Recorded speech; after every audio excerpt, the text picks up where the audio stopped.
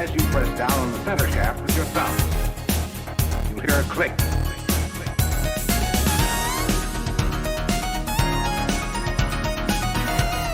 Simply plug one jack into this outlet.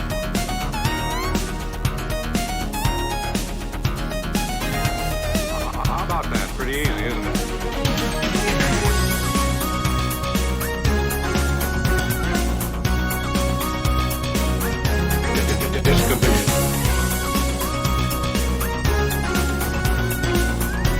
This red light comes on. Simply press stop.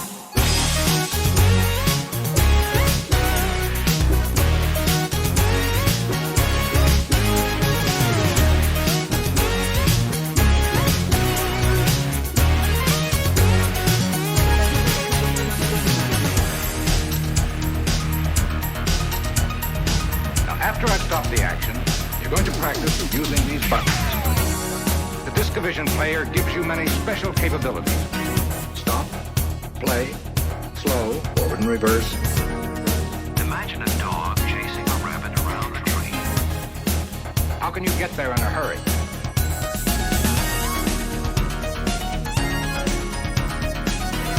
Now you enter the number just like dialing a push-button telephone.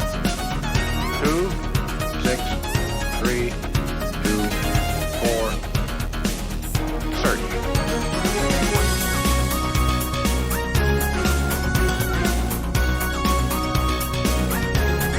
Discovision. By the way, notice that the sound cuts off when you're running at anything other than normal speed.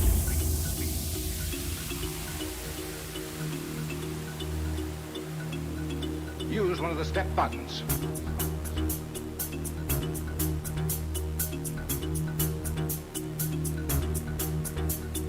One single frame of picture is now held on the screen for as long as you want.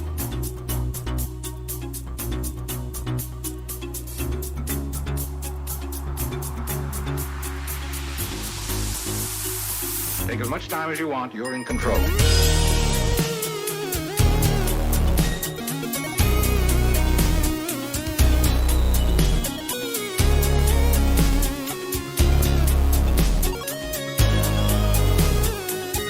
Here, step forward.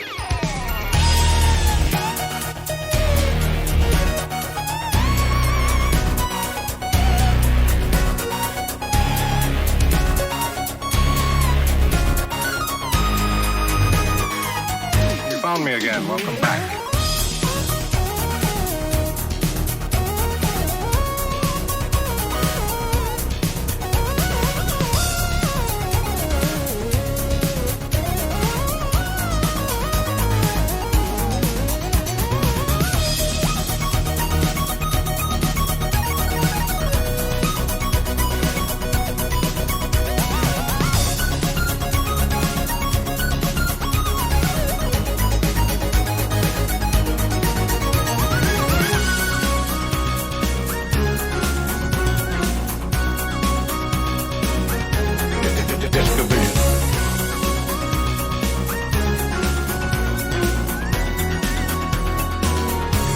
Simply press stop.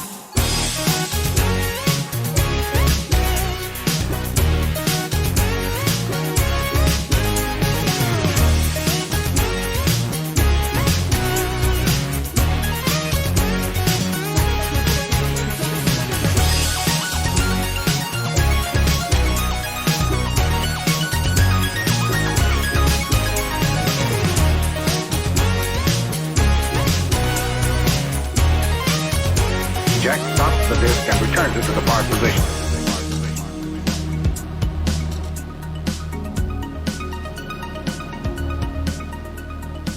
I'm sure you'll find using your new MCA Discovision system to be rewarding and enjoyable. I thank you for watching.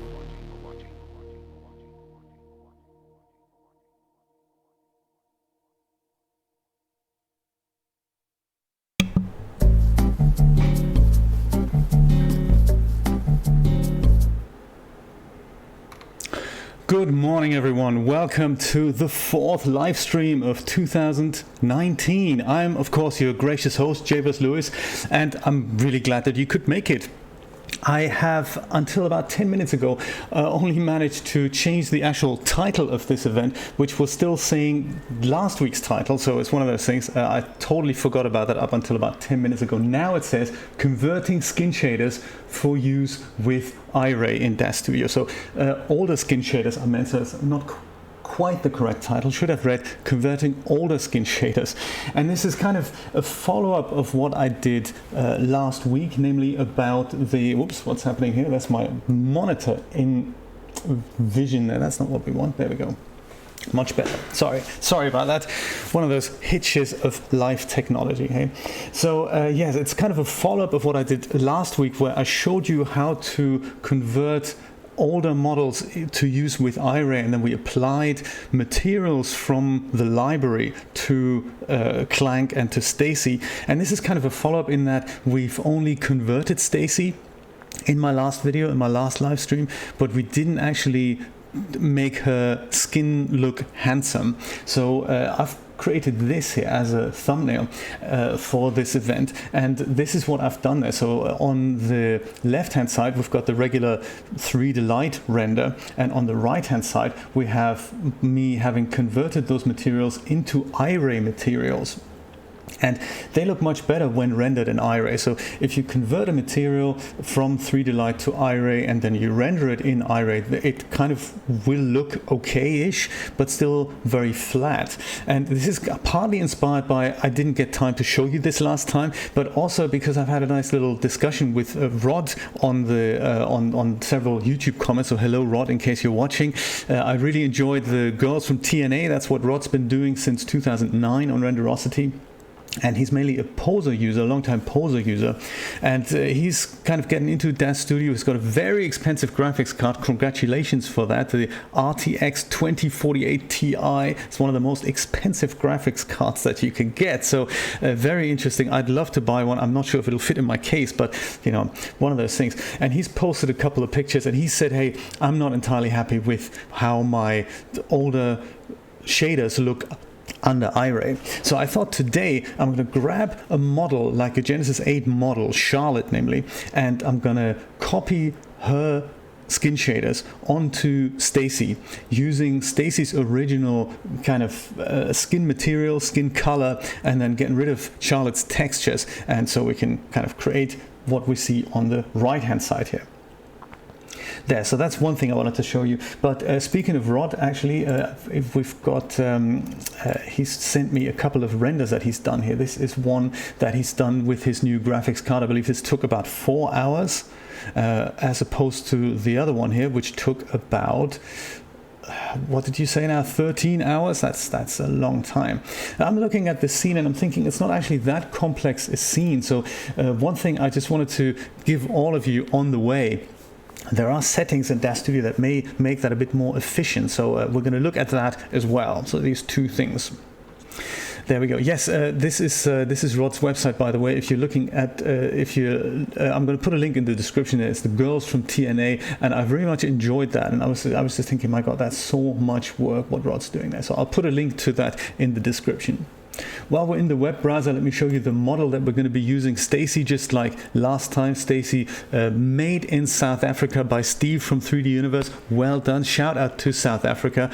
Before I forget this, by the way, I didn't know if you saw this last week in the chat. Zevo popped up. So a belated hello also to South Africa. I believe Zevo, that is like royalty dropping into your chat. So it's awesome that you could make it. So sorry I didn't see that last week on the chat. It was just, you know, it was going by so fast. One of those things.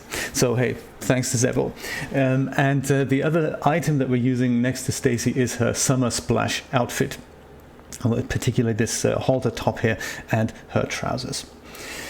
That's what we're going to be converting from 3D Light into Iray, and yes, I've gone to work on that already, and I'm not quite there yet, but these are the materials that I've converted in Iray already. I've not gone through all of them yet. But yes, that's my plan to convert them all into Iray and then make them usable. For Patreon supporters, thank you so much to all my Patreon supporters, by the way. There have been 3 more signups last week over the last 30 days. That's phenomenal. So thank you to every single one of you who's supporting me on Patreon on this mission to make the Poserverse and the DAZverse a better world, or in fact to make the world a better place, that sort of thing. And every Patreon supporter will get this as soon as I'm done with it for free. All you need to do is sign up and support me, and there'll be a free Patreon goodie just for you. So as I said, I'm not quite done yet, but I wanted to show you the process of what this entails and how to do that with literally any character. One thing before we get started, and this is going back to the Iray rendering settings here, just so that I don't forget that, under the render settings tab here, there's these 3 tabs at the top here, editor, advanced, and presets. And under presets, I believe, no, I'm so sorry, it's this render settings, isn't it? I'm so sorry, that is not what it is. Advanced, there we go, render settings advanced. There's these few things that you can adjust there. And I don't know if you know this, but photoreal devices are usually the ones that are rendered, that are used when you hit Control-R or Command-R on the Mac, and when you actually render a final image.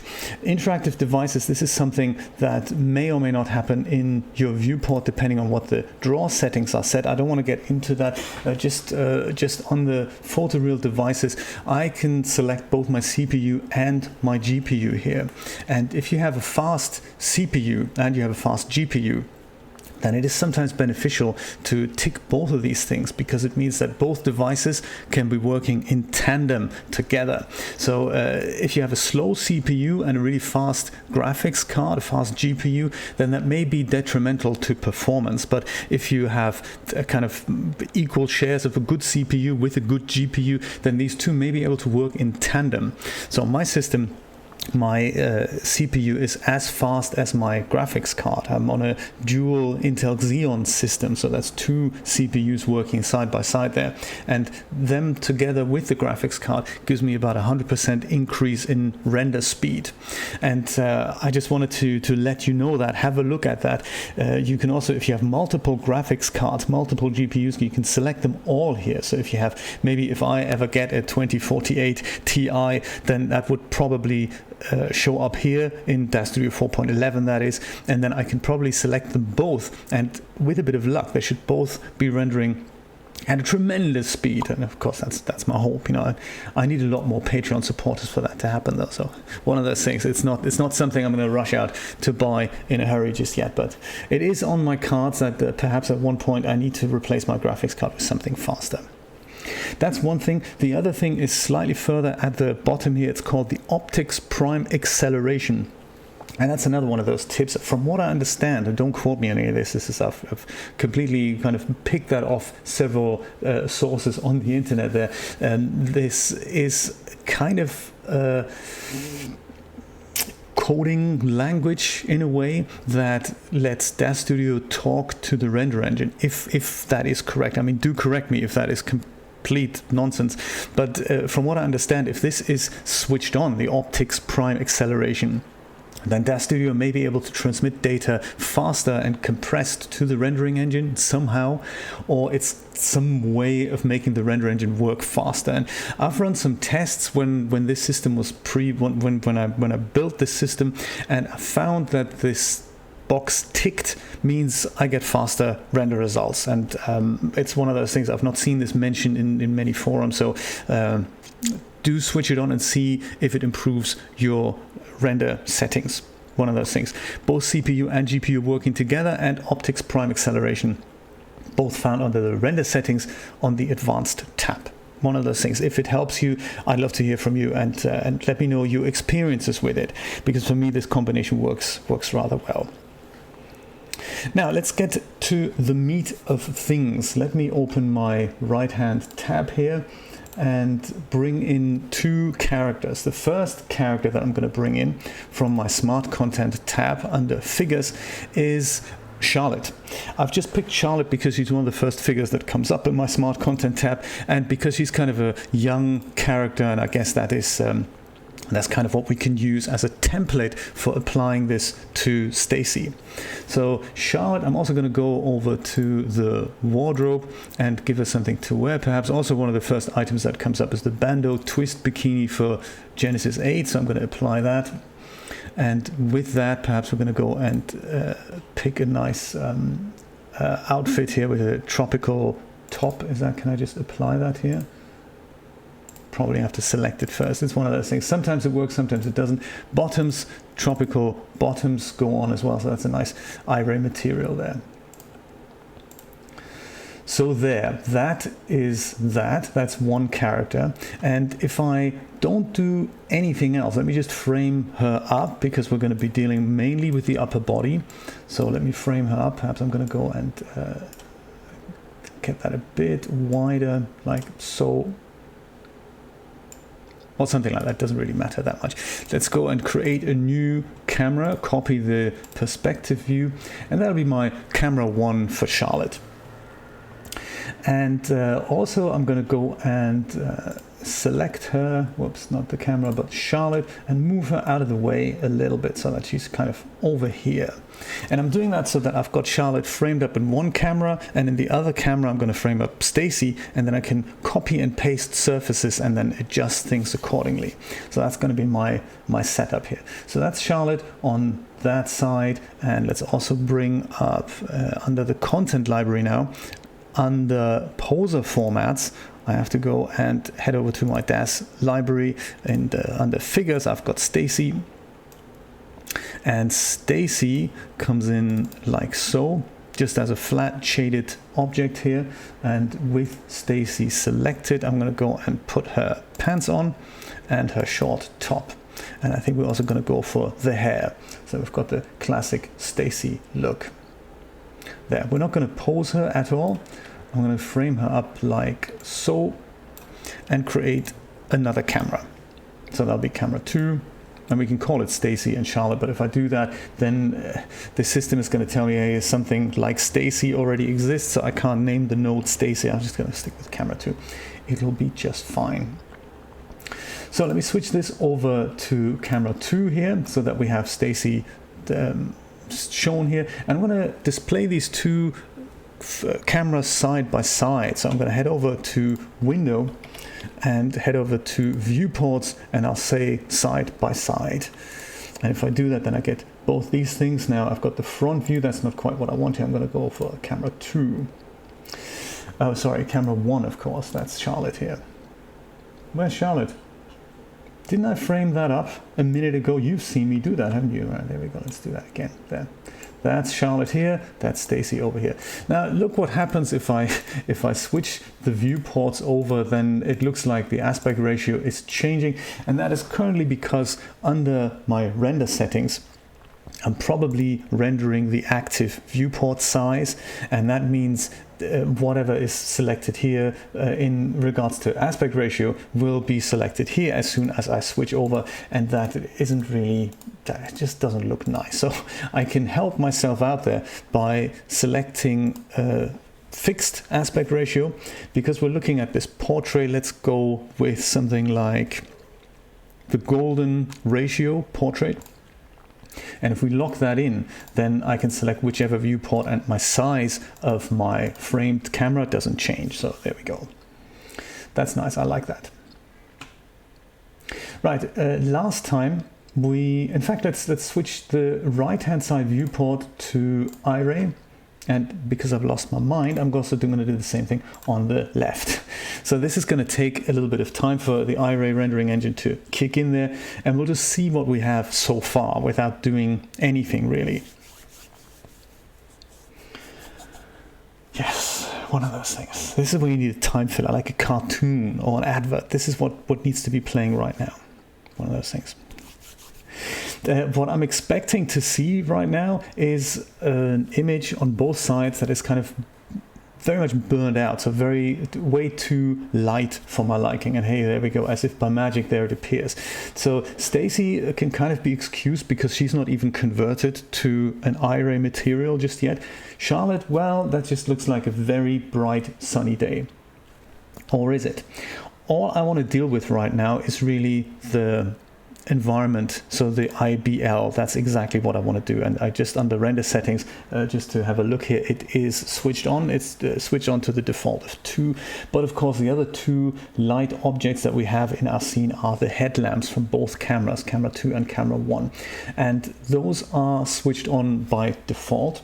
I've docked my my cameras here into that camera tab. Can you see that here? That's the camera tab. No, you can't actually. Can you? There we go. That's much better. So under camera 1, if I select that under the headlamp feature here, I can go and switch that off.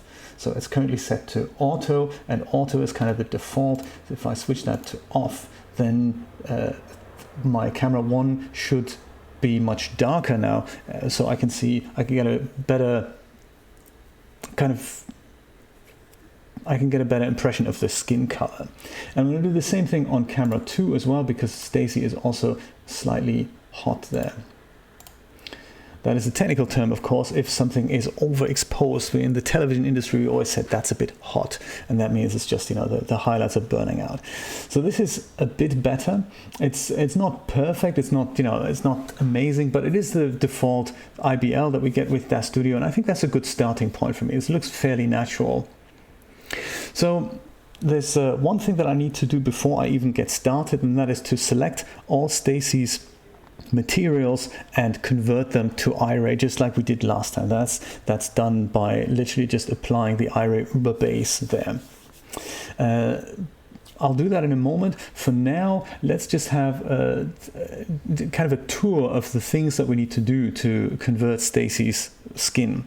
So one thing is, of course, the skin, and that's usually, those are little pieces of on the UV map. So Charlotte will have a lot, Staci will have a lot, and we're going to copy this surface here from Charlotte and move it over to Staci, to one part of Staci.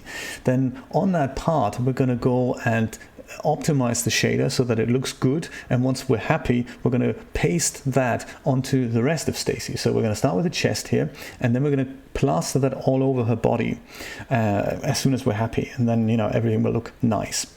Then we're going to go and have a look at the lips and the eyes. The big difference between the skin and the lips and the eyes is we're going to kind of use a very similar shader there.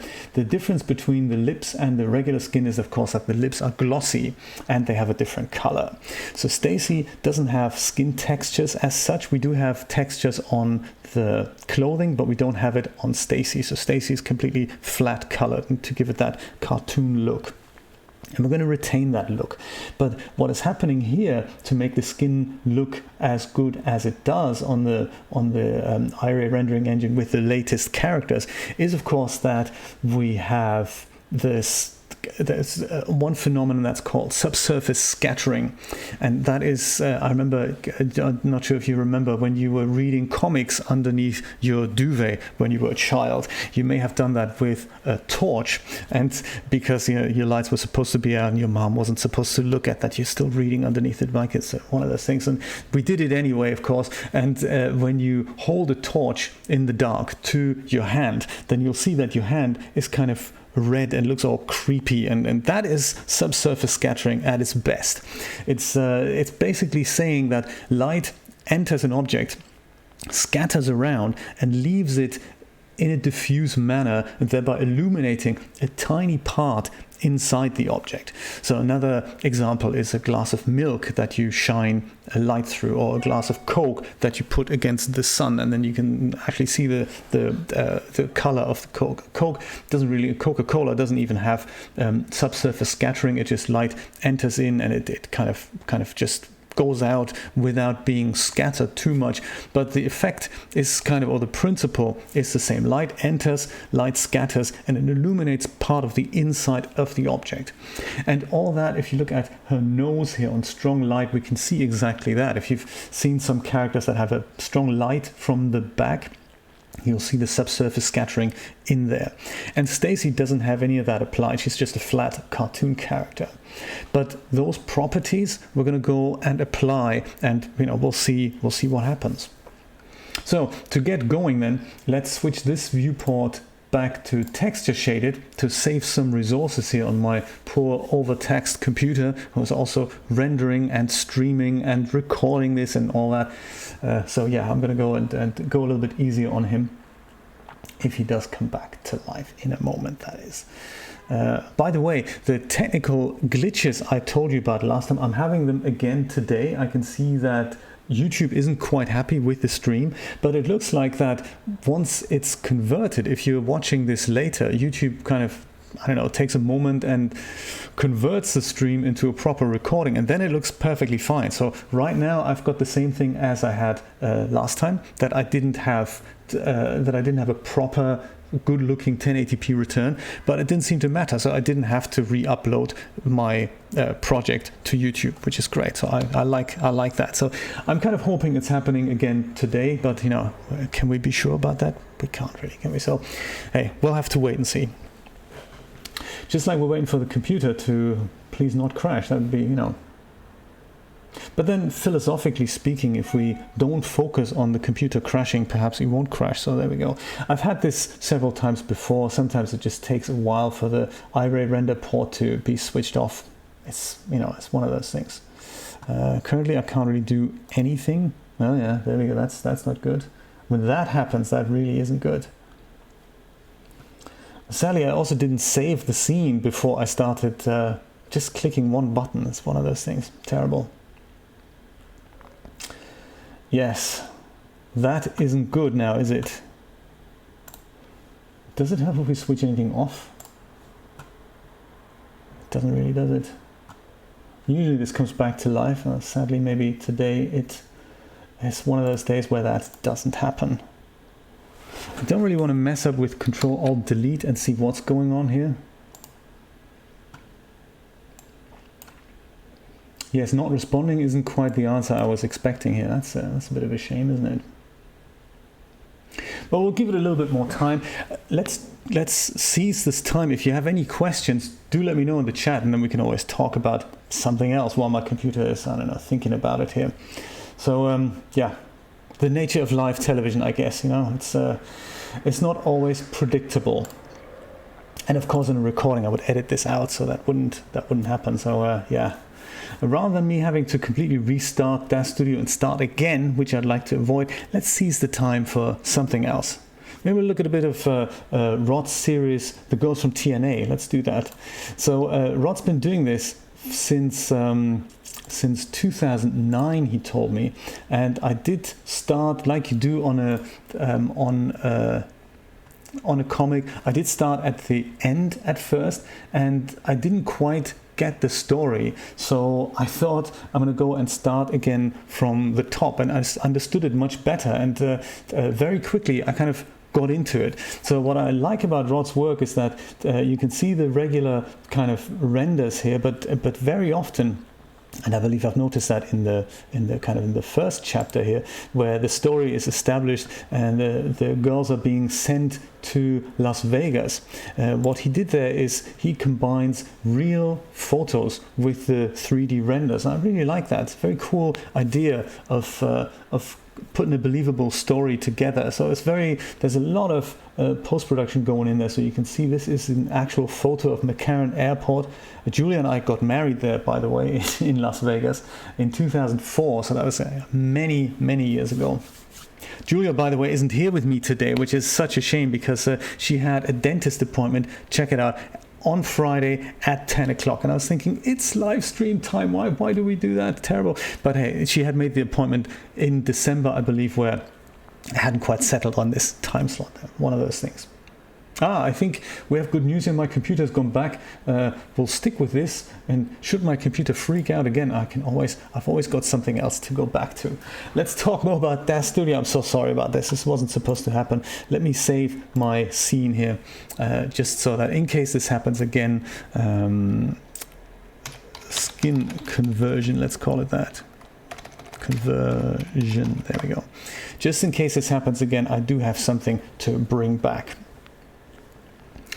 I can't see anything in camera 1 right now because I've switched the headlamp off because it didn't look good in the render. Let me switch that back on. That's on camera 1 here. just so that we can see the surfaces that we're gonna select. Staci, on the other hand, I'm gonna keep in Iray, and I'm gonna keep the what's it called, the headlamp switched off so that we can see this properly rendered here.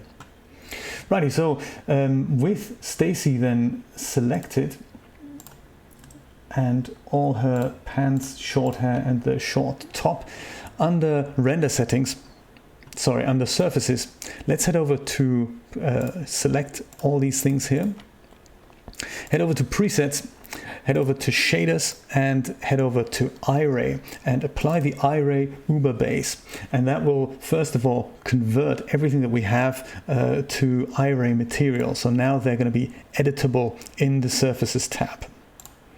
I'll close all these down and focus on the skin of Staci.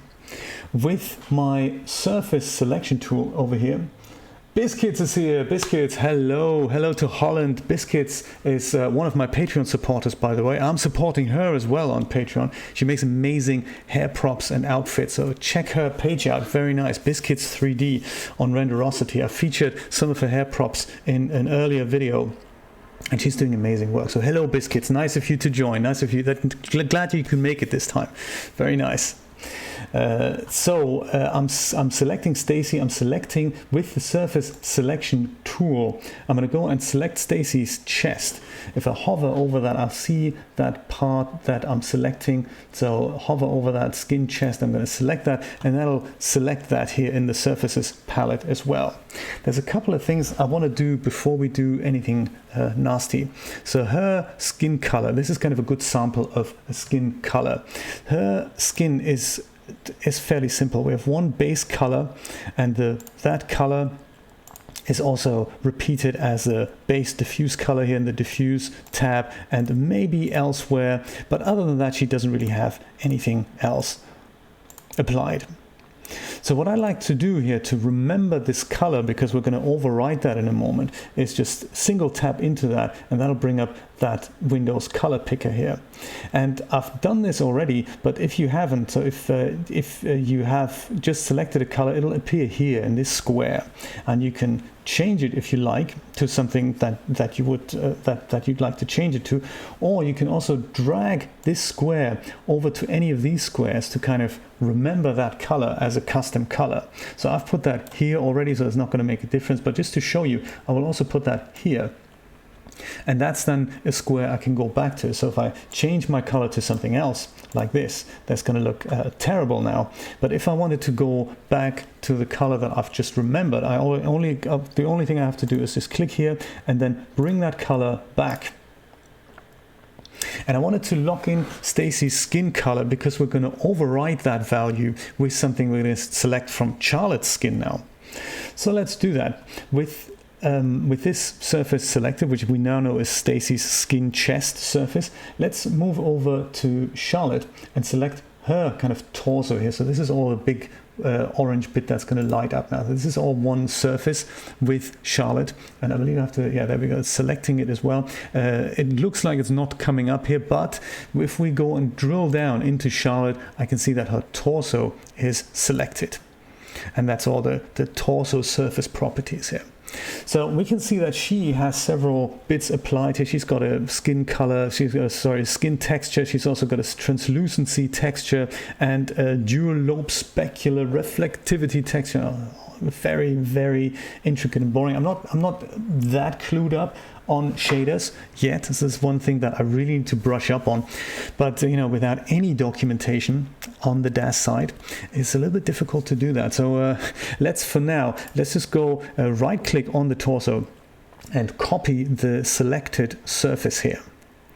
With that done, I'll head over back to Staci and select her skin chest, and I'm going to go and right click over this and select paste to selected surfaces, and that'll copy everything that Charlotte has on her torso onto Staci's chest area, which is cool. when you do this copying and pasting, make sure you do this in the Surfaces tab. So I can't select the surface here, I don't think, and copy that from here. I don't think that's here. I can only select surfaces. When it comes to copying, so I can select it from here, then go over here, and then head over to right click, and then you can copy and paste surfaces in the Surfaces tab. That doesn't work in the viewport. Just thought I'd let you know that. So with Staci's chest selected, we can see this is now not exactly what I want. So the first thing I'm going to go and do is get rid of the skin textures. And I do that by clicking on that little square and heading over to none. That'll get rid of that. That'll also have the underlying color now, which is just a plain white. So what we can do in the same instance then, click on the color and bring back the Staci regular skin color that we had just copied here. So let's select that just so that we've got that in there. I'm going to do exactly the same on the translucency color. First, I'm going to go and get rid of the skin texture altogether, and I'm going to go and apply the translucency color also to Staci's skin color. This is another spam call, by the way. I've made a video over on my other channel about how many spam calls I'm getting. Good time to switch off that phone. Eh? I'm getting about, I don't know, 50, 60 spam calls a week, and that's it's a little bit crazy. I don't know what's going on. What is America coming to these days? Eh? Yeah, crazy stuff. What you have to keep up with. Dual lobe specular reflectivity, we're also going to get rid of that. We're going to have a completely flat color there. If this list appears a little bit too long, which to me it does, you can whittle it down. So rather than just select the skin chest property at the top here, you can go through this bit by bit. So base is a very large list as well. But again, you can whittle this down by just selecting each of these items individually. So diffuse, we've set that up. The diffuse is really the only thing that we want to use here. Dual lobe specular weight with the properties, I think we're going to leave in place. Glossy, we're going to leave in place. Just looking through if we have a bump or any other texture map applied. So under bump, we do have that. So we've got a bump base. So let's switch that off. We also have a normal map applied. Let's also switch that off.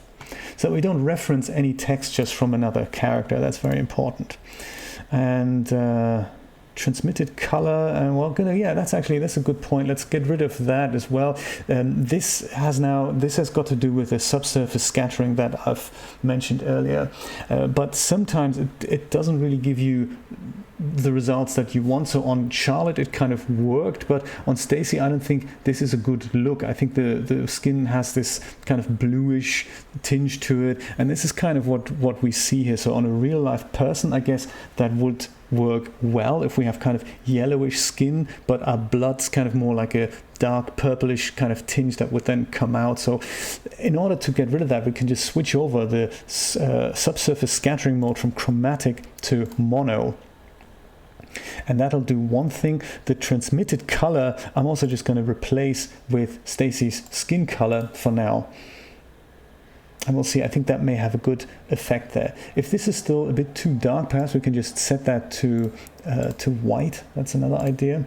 It's one of those things, trial and error. Let's test it out. I think that is even nicer. So I like to retain the properties of subsurface scattering. I just don't want them as extreme, and I don't want it to distort the color values that much. So I believe that's it here. We've got emission and geometry. We can leave that as it is, and that's kind of, I'm fairly happy with the result that I'm seeing there as a skin. So I'm going to leave that intact, and I'm going to go and copy those properties from the chest area, and now I need to plaster that over most of Staci's of the rest of Staci's body. So let's select from the list here. You can select the arms, and then with Control held down you can select the feet and the hands and the head and the skin, hips, skin, legs, bottom, basically everything that we think this skin shader would apply to.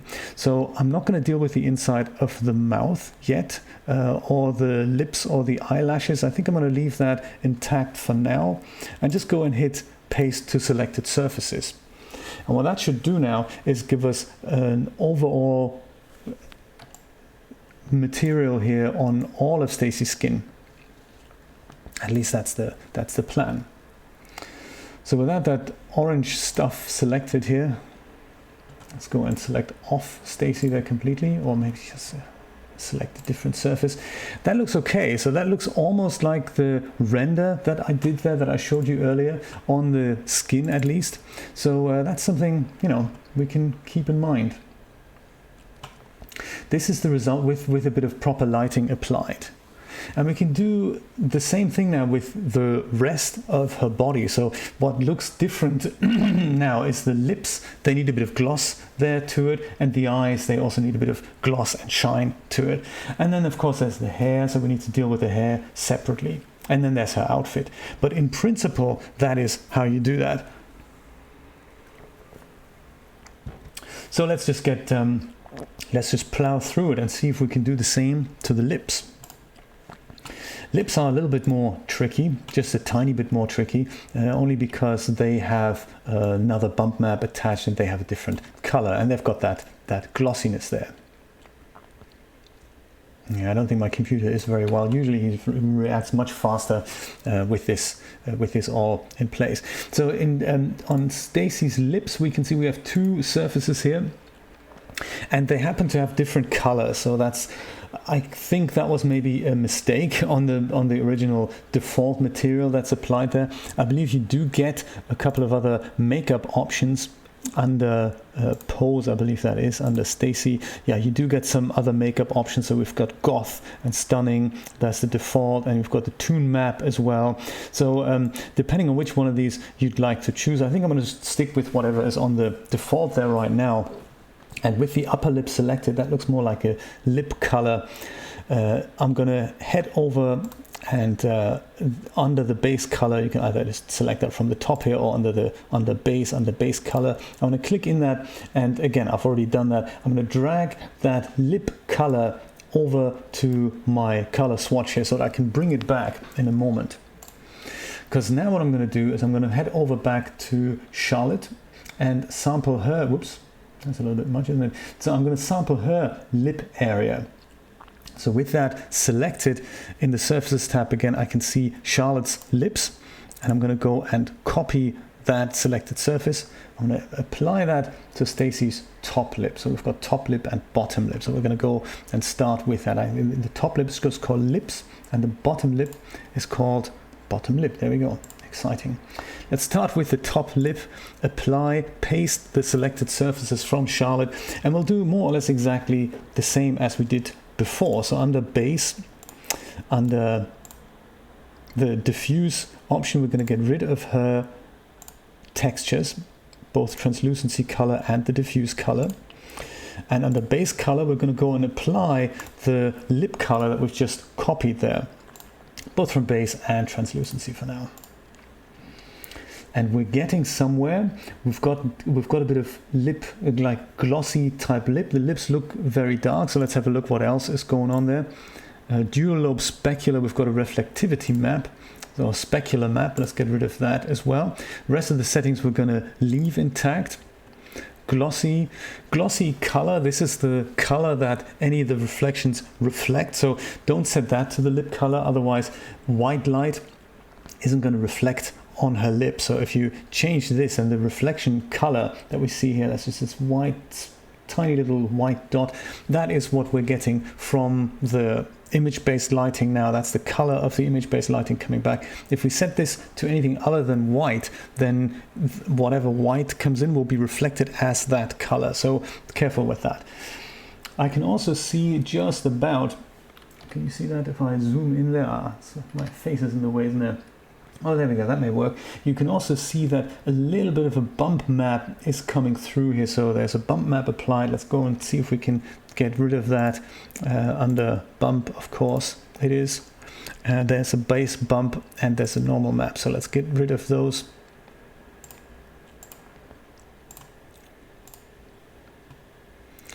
And I believe that is more or less it. I'm just going to go through the other options. Oh yeah, we've got the transmitted color values here again. I think I'm going to go and change that to monochromatic again. And the transmitted color, I do actually like the lip color right now. We can always see what happens if we apply her original lip color to the subsurface scattering settings. That makes them a little bit darker. I'm not entirely sure if I like it. I kind of like the previous look there, but it's personal preference. I may just return to the previous color and just leave that. I think that looks like a nice lip color there. Emission shouldn't be set. Geometry is also not set. That's perfect. So let's copy those surfaces and put them over to the bottom lip here. There. That's the ticket. Now we have glossy red lips. It's kind of nice. Just select something else so that this selection goes away, so we can have a closer look at her face there. Or if I wanted to make that larger, I guess I can just go and get rid of that. That'll be Staci slightly larger. I can even go get rid of that. That's another idea. Maybe I should do that. That's an even better idea. Yeah, let's work like that. That's cool. That's cool. In that case, I can probably bring my surfaces tab back here. Yes. So good. We can see we're getting somewhere. We're getting somewhere. How am I doing on time here? I didn't want to do this for 2 hours like I did the last few live streams. I'm trying to keep this to about an hour if I can. So I'm kind of doing okay. So thank you for sticking with me here through all the computer issues I'm getting through. For the eyes, we can do more or less the same thing as we did for the lips. We can either go back to Charlotte's eyes and copy those properties, or we can get started with the lips. So the eyes are very similar to what we've got here. I'm not sure if they have texture applied. I don't think they do. No, they're all made from flat bits and bobs. So we've got several things. We've got the eye lens, but we also have the inner eye, and then we also have the pupil, and then we also have the iris. So that's all done with flat colors. And we'll see what we can do there. So it's kind of up to you. You can go back to Charlotte, or you can now say, I've got a good base for a glossy type shader from the lips, and we can apply the lip color and just go and make sure we apply the other flat color values to the eyes. So perhaps I'm going to do that. I think I've still got the bottom lip material selected here. Let me try what happens if I select the eyes. So that should now be the whole white bit in the eyes. Just looking through the colors here, all that's applied is white, so perhaps I'm just going to go and paste that, which will now screw up my color, so it's going to look a little bit ridiculous. Yeah, Staci is looking more or less like a bit of a monster right now, like a bit of an alien. So let's make sure we turn that back to white over here, the translucency color as well, and we'll see how that goes. So this gives us the kind of white glossy bit in the eye. That's nice. We do see some other things there, but that's also because we have other objects that make the eye up. So this is one of those things.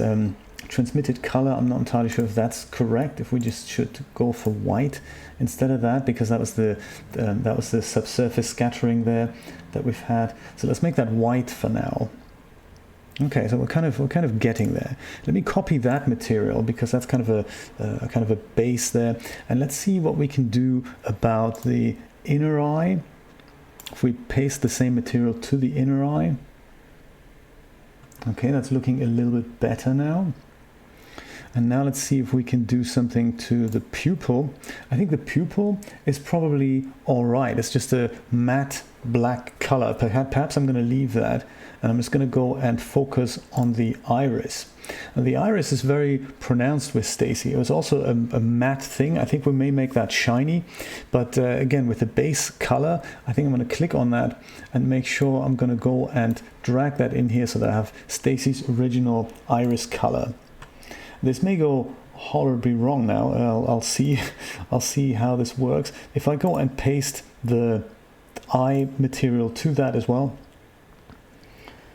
what happens is I can barely make out her iris. Well, that's probably because now the base color is also white. So let's see if we can apply the brown there, see if that brings out the iris. Or not quite. We may have to do some additional tweaking. I remember the eyes were a little bit difficult. I did spend quite some time on there. Let's hope I can remember what it is that I did there. So right now, I guess we can't actually see the base color of the eye, and we can put the translucency color here as well, like we did on the rest. But I think what is preventing us from seeing the pupil through that is now that we have some kind of a top coat that prevents us from looking into the eye, and that's not actually something that is about the iris. That is more something about the actual eye color here. So that's it. So in here, in the eye lens, is that the eye lens or the eye white? I think it's the eye white. In the eye white, let's have a look at the top coat and see if we don't have a top weight here. So, interesting. Not sure what's going on. Oh, my wife has just come back. How exciting, from the dentist. How was it? Excellent. I'm glad you're back. So it was just a checkup? Everything good? Yeah, it was just a cleaning today. Oh, it's just cleaning. Okay, cool. Yeah. You didn't do anything drastic? Yeah, not till next week. Oh, okay. So next week is another session, is it? Yeah. Yeah, my wife's got a kind of a bad tooth, and the dentist was suggesting some drastic measures, and it's one of those things. Michael, thank you so much for joining us. It was a little bit hairy here. My computer kept crashing, so it's it didn't quite crash. It just kind of half hung itself. So yes, watch it, and if there's anything that's boring, just scroll through it, which I hope there isn't. Biscuits has just given me €2.29 via Super Chat. This is awesome. Thank you so much for your support. That is really exciting. Thank you so much. I really appreciate that. That is, wow, look at that. She's done it again. 99 cents. This is exciting. The money is flying in today. I love it. Biscuits, you are the best. Thank you so much. This is exciting. I love it. I really love it when that happens. Last week we had quite a bit of discussion going as well. Today we have more viewers. I can see that. But chat is a little bit quiet. Feel free to chip in, everybody. Thank you so much, Biscuits, for supporting me on this mission. Let's see if we can get these eyes sorted, shall we?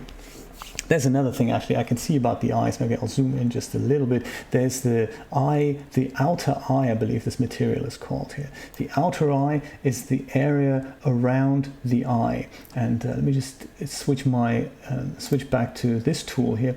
This is the bit that's now a little bit white. You see that tiny bit of a white circle. I think that is another material. I think we need to apply either a darker material to that. That's a bit of an eyeshadow type thing. So right now we're focusing on the eye white here, and I don't know why that pupil isn't showing through. One thing that I like to do is change the base color of the material that you're not quite sure about, and switch that to black or some other color. And if you do that, then you can see, is this actually the material that I need to tweak? So in my case, what I'd like to tweak here, the eye white, what I thought was the eye white, hasn't actually changed. So I'm going to go and bring that back to the regular eye white base color that we've had here. So eye white isn't what I'm looking for. So what else could we have? What else could it be? It looks like the regular eye lens. I'm not sure. Could it be the eye lens? Let's try the eye lens. If I change that to a different color, make it red, for example, I would expect whatever is white now to change its color properties. Has that done it? Yeah, it kind of has. It kind of has, hasn't it? Okay. So maybe this is the material that I should be looking at. Make that even redder so that I can see. Yeah, okay, cool. So I guess this is the material that has some kind of a top coat applied that doesn't let me see the pupil underneath it. And that's kind of what I'm trying to work on here. It could be that. So I'm going to go back to white here. If it was in fact white, let's have a look at the top coat. Top coat weight is in fact not there. Geometry, cutout opacity, that is something we can look at. Cutout opacity, that makes makes whatever is on there less visible. So this is basically like the regular opacity slider in 3D Light. And it looks like that is kind of done what I wanted it to do. So the eye is basically round and it doesn't have a texture cut out. I could kind of play with that a little bit and see if a little bit of an eye white value would do the trick, so that we have a bit of a kind of, we get the impression of an eyeball, but we still see the pupil underneath it. And even with 0.25, it's still a little bit too much for me. Let me try 0.1 and see what that does. If we even need it, you know, that's one of those things, if we even need it. I think I can work with that. I still get the impression of Staci's kind of trademark bulging pupils. I'd really like to retain that. Yeah, and I get the glossiness that I want, and the pupil is a completely this bit in the black bit in the middle. That is a completely flat black matte color. So I think I'm going to retain that. There's two areas that spring to mind that need a bit of a work around here before we get onto the eyelashes and the hair and the rest of it. There is this area around the eye. So that is something I want to address. And then there's, of course, the area at the top here, which is kind of the eyelid, I guess. And that's traditionally, I guess, where we would apply makeup to a character.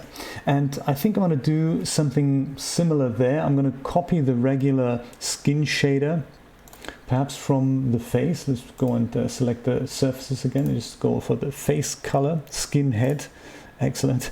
Let's copy those selected surfaces, but before we do anything, let's select this area, the eye shadow, and just once again copy this color perhaps into here.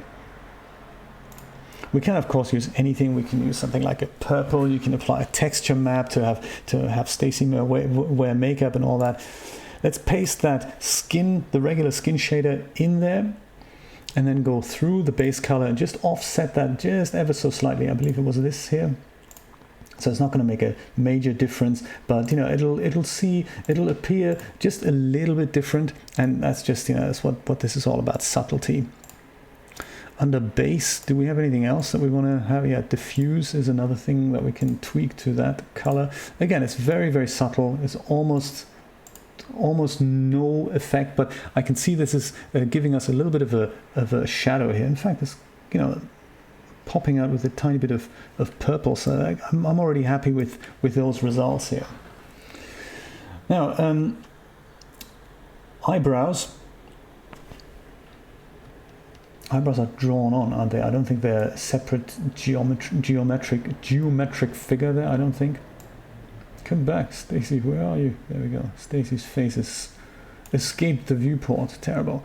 So the regular eyebrows, we're going to do exactly the same thing. We're going to go and copy that slightly darker brown. I believe we have it here already. In fact, let's just overwrite that. It's just going to be a little bit darker. And then apply the regular skin shader on it. And once again, just replace the colors here. That one and that one, and that should give us nice eyebrows.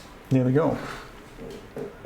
Now the eyelashes, I believe, while we're at it, I believe the eyelashes are also available as a separate surface, but we can see just about here on the right hand side they have a little bit of transparency applied to it. So we can do the same thing as we did before. First of all, copy that color, which isn't completely black. I'll pop that here. It's not a complete black, it's kind of slightly raised, it's kind of a very dark gray. We can do two things now. We can either apply the regular skin shader, or we can apply the lip shader or the eye shader, and we can do that so that her eyelashes have a little bit of a shine to it, and that is something that may look nice, it may not. So why don't we try it out? Hey, let's go back to the lips here. Let me copy the lip surface and select the eyelashes again, paste my lip shader onto that, and now we go and put the black eyelash color into that, and we can see if we needed a bit of transparency there on top of that. I think the transparency is kind of is probably a bit too that's on the geometry. Cutout opacity. You know, I can just see a bit of a gloss there. That's quite nice. And make it a little bit transparent, because we don't want them to look like, you know, bats for lashes type thing. We don't want to do that. So maybe 0.5 on the cutout opacity. That'll do the trick. We'll see in the final render if this is nice or not. Have I missed anything? Yes, one thing that I have missed, which is the area around the eye. Perhaps actually, while I'm zooming in and out, I can probably do a better job if I go and just create another camera there. One that's close on her face and one that's kind of slightly wider, so I don't have to constantly zoom in and out. I just have a straight value for that. Maybe I'll do that. Create a new camera. Copy everything from camera 2, and camera 3 can be our wide shot camera. Perhaps if I need something, I'll go to camera 3, and then I have the Staci's wide shot here. There. Great. Let's go back to the close-up and just quickly fix the area around the eye here, because I kind of like the idea of that being this bit here. That bit. That should either be the regular skin shader, or we can probably, if she would be wearing makeup, that could be almost a similar thing as the eyelashes. So perhaps I'll do that. Select the eyebrow, sorry, not the eyelashes, eyebrow. Select that. Look at that surface here, which is the around the, not that. Look into my eyes, the inner eye, not around the eye. Paste the surface. We'll see what that looks like. That may be a little bit overkill. If this is a bit dark, if this is a bit much now, then we'll do something else. Yeah, maybe it's just a little bit overkill, isn't it? Oh, I can also see some kind of texture applied here. That's really not what I want. So okay, let's go for the regular skin shader here. Select that. Copy that. And use the inner eye here. Come on. Inner eye, there we go. And paste that on here. Okay. That should do the trick. I'm not entirely sure what's going on with the eyelid here. It looks like it has a bit of a, it has some kind of a texture on it, or it isn't entirely opaque. I believe there's an issue there. Let's have a look where that would be under geometry. Yes, the cutout opacity. I did probably select the wrong surface there. This needs to be completely opaque, and the cutout opacity needs to only be applied to the eye shadow. I see that I didn't actually do that. There we go. I selected the wrong surface there. Why didn't anybody tell me that? Yes, Biscuits, absolutely. You finally found out how the super chat works. I'm glad you overcame the fear. Biscuits told me that she's a little bit ambivalent about these things on mobile devices, of how to work these things. I so appreciate you doing that. It's awesome. Thank you so much. I can't thank you enough. And also, thank you for being here, everybody. Thank you for being here, everybody. Biscuits told me she wanted to make the live stream, and I'm glad she did. I don't know what's going on here with the eyeshadows opacity. The cutout opacity is still down. I don't know why I keep selecting the wrong material here. This is the eyelashes now. And on the eyelashes, oh, there we go. This is just my being stupid here again. Under geometry, this is now definitely the eyelashes selected. Right, there we go. 0.6 on the eyelashes for opacity. Ay caramba, as they say over here in Miami, or the Cubans say that actually. That's so there we go. I think I'm kind of happy with her face. It's getting there. I think I'm happy with that. Let's have a look. I'm going over an hour again, aren't I? Maybe I can't help it any other way. Let's apply the same principles that we've learned to some of the other things. So the clothing I'm going to deal with next. I'm going to go and apply a little bit of a shine to the hair now.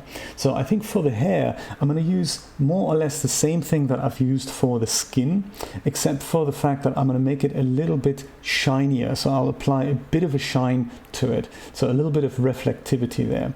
And if you're not entirely sure which properties those are, there's ever so complex Iray base shader or even more complex skin shader, then you can always have a look at the differences of these tabs. So let's try that next. I've messed up my camera here again, haven't I? I was going to use camera 2 as the close-up one. So let's have a look just at the hair here. And I think the hair's just got one material. Yes, it's just called hair. And with it selected, we can just have a quick browse through the properties here. So we've got white as a base color with a texture applied, and the texture is called Staci short hair text, so we should be able to find that.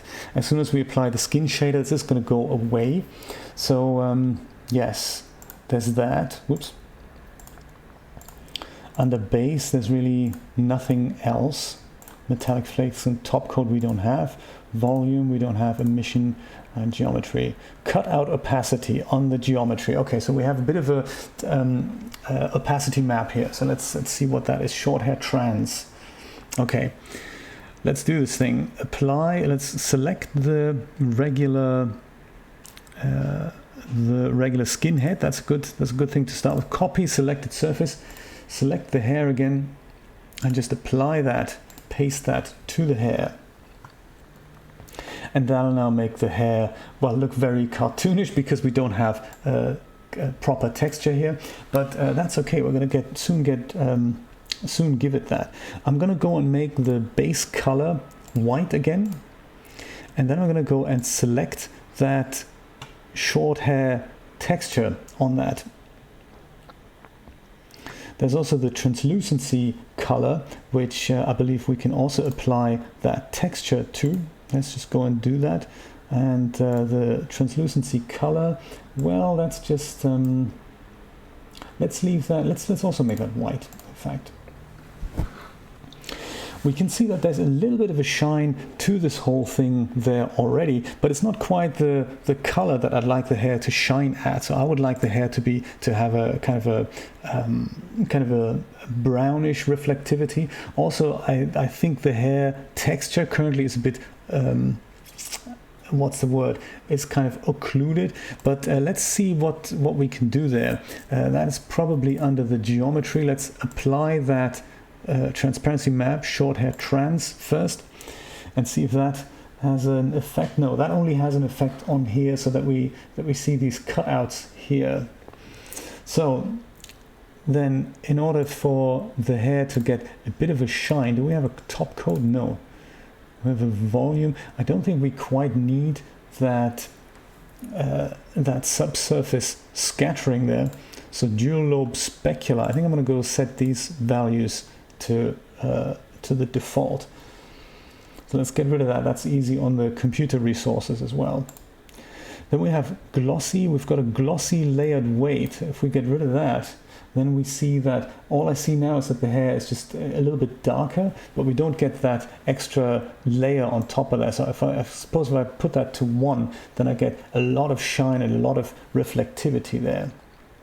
But there's another value we can have a look at under glossy. Glossy color is one thing we can play with, so we can probably make that a little bit kind of darker. I like the dark idea, so that hair is kind of not reflecting white, it's now reflecting more of a brownish color. So that's something we can play with.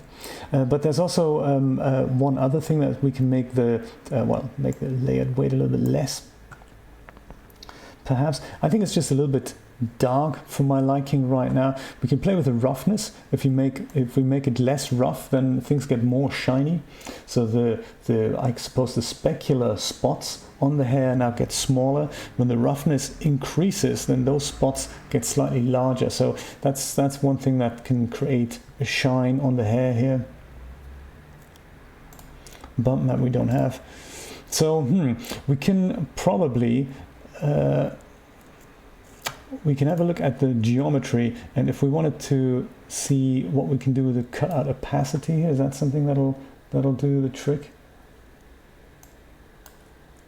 So I'm just playing around here. I'm seeing if any of that has a desired effect that makes the hair look a little bit more natural, the way I would like to see it. Cutout opacity is probably not a good idea to play with that. Perhaps maybe set it to 0.9. So that the hair doesn't look like a complete occlusion. It makes it a little bit more see-through. If you set that to anything less than that, that makes the hair more transparent. And I think at that point we would probably need a hair cap that would be applied to the head first, so that you can see through the hair, but you don't then see kind of skin head underneath the hair. So that's why hair caps by hair prop makers usually use these hair caps, so that there's a bit of cutout opacity applied to that, so that when you look through the hair, you don't see a naked head. You see something with color, which is usually the head color.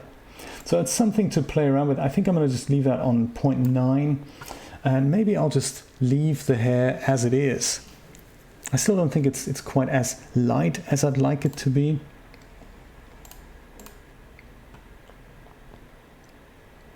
Oh yeah, base color, scatter, only scatter and transmit intensity. That's something we can also try. One of those things. I'll leave it as it is for now. Perhaps I'll just leave this on scatter only. And let's have a look at her clothing items and see how we can transform those into materials that look good in Iray.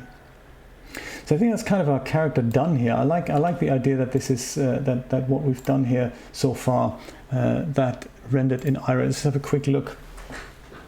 Why is that camera in the front? We don't really need to see that, do we? So the camera itself, don't really want that visible in the renders. There we go.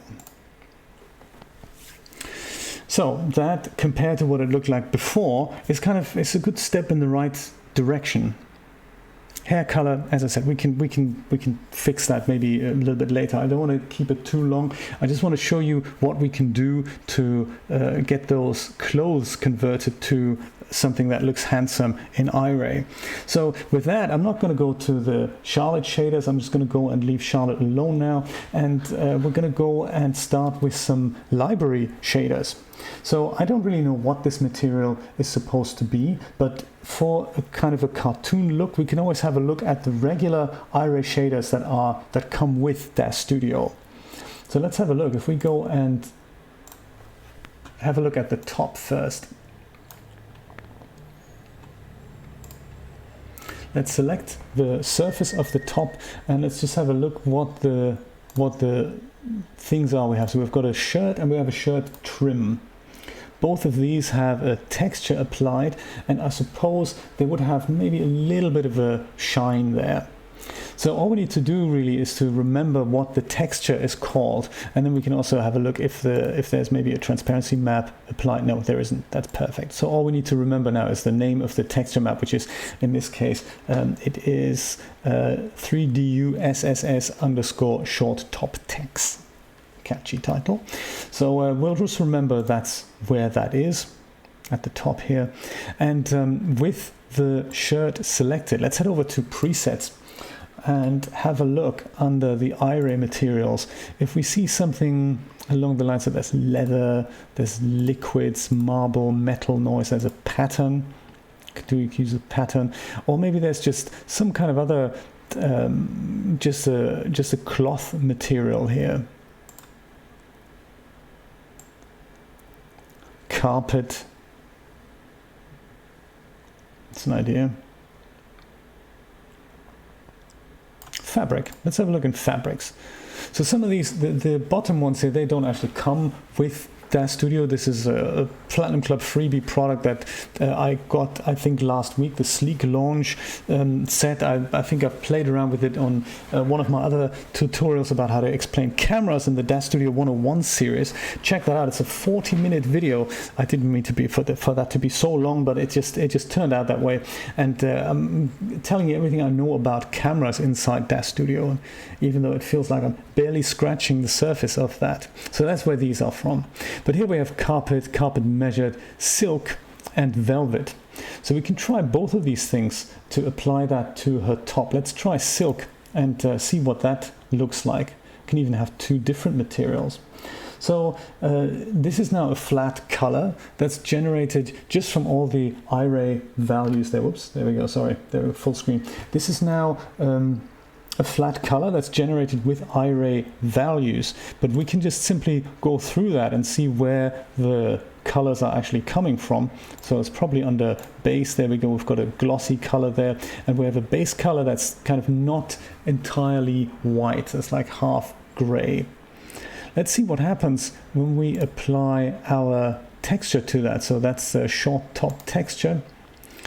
And then that'll probably be, oh no, we don't see anything. That's probably, maybe it's because the glossy color is in the way there. or the glossiness is probably set to 100%. Yeah, so maybe we don't need all that much there. If I trim that down a little bit, is the texture shining through? No, it's not. What a shame. That also may have to do with the top coat that they've put on there. Yeah, top coat. We've got a top coat that's also got that color. Let's set that to scatter and transmit and see when that texture is shining through. Maybe we don't actually need a top weight here. That takes the shine off of that.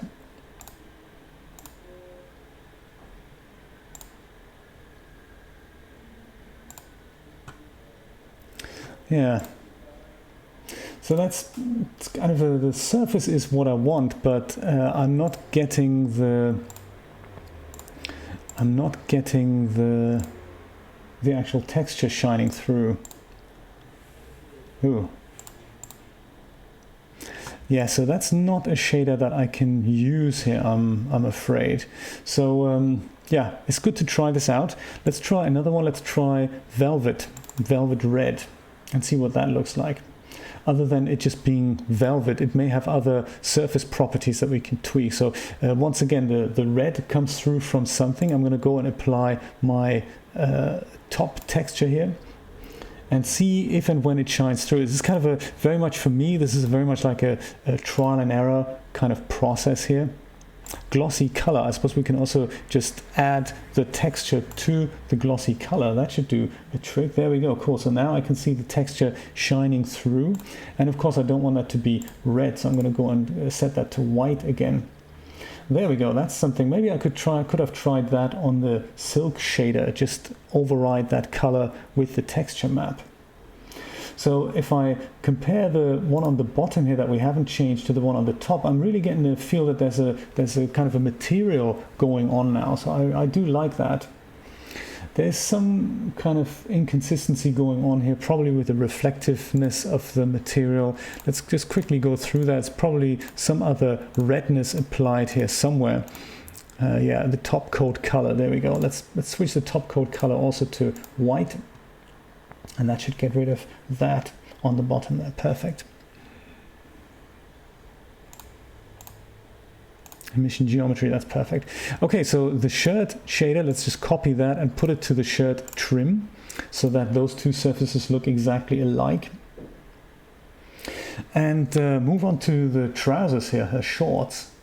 So I like that. This is really nice. This is not just a flat material. It has something else going on there. Nice surface properties, but we've retained the texture of the original clothing item there.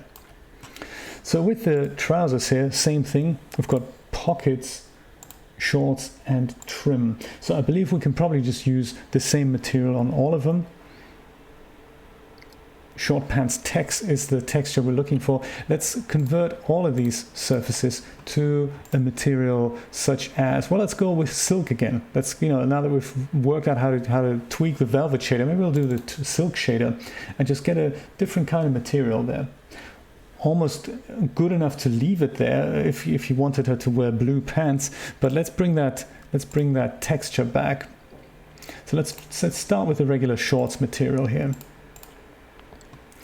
Base color, glossy color, as we said, we're just going to go and override that with the pants texture.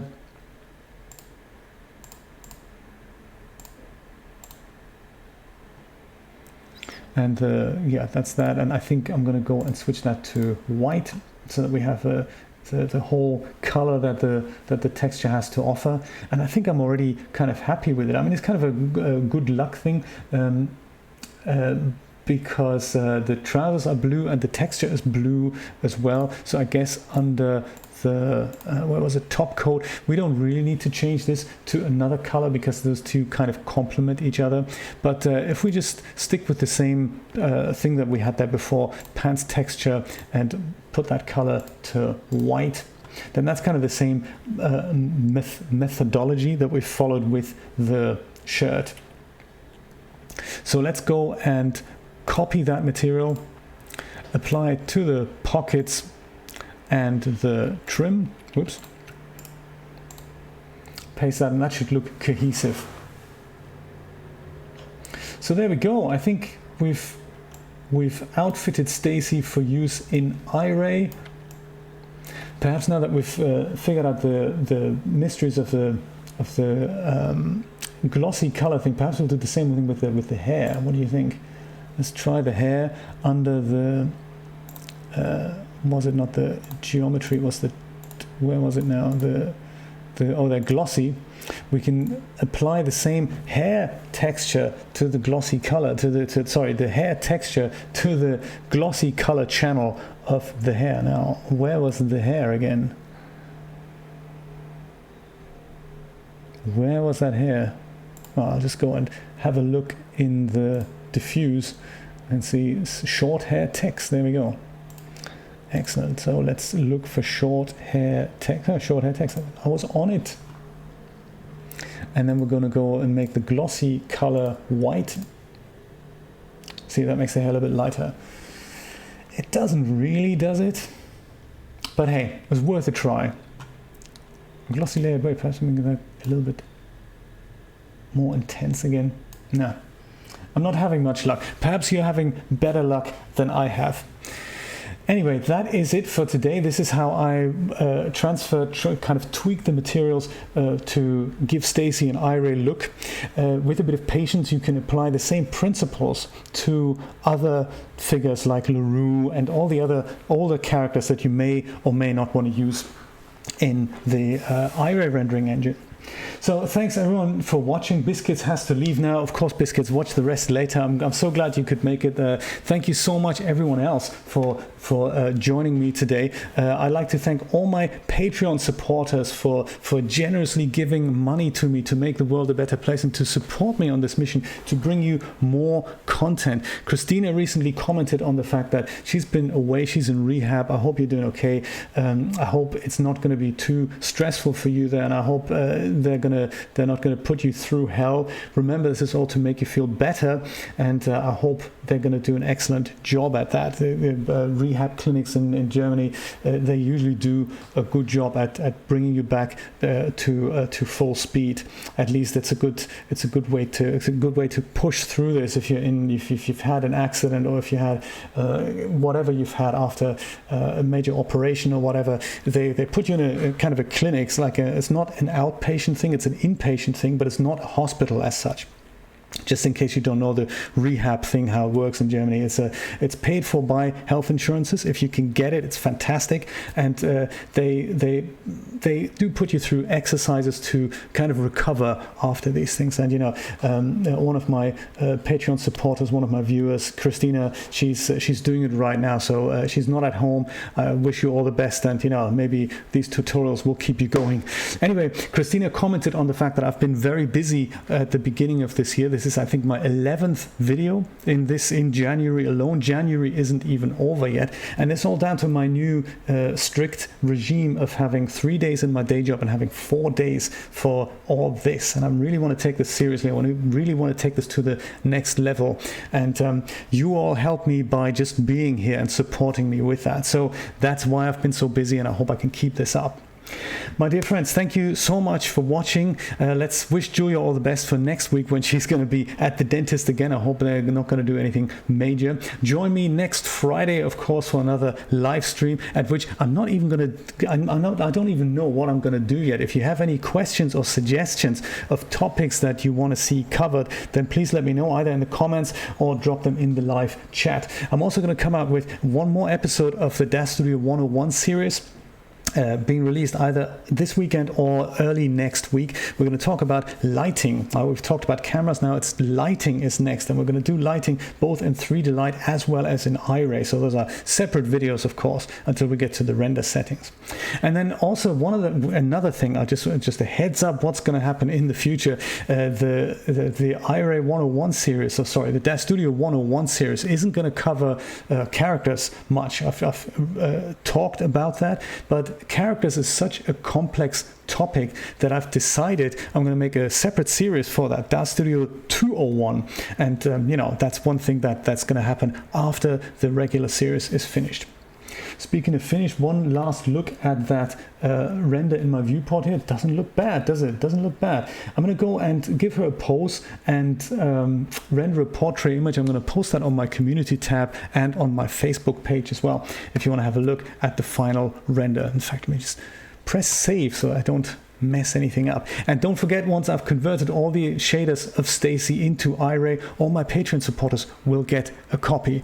My friends, have a wonderful weekend. Thank you for watching, and I will see you next time. Take care. Bye-bye.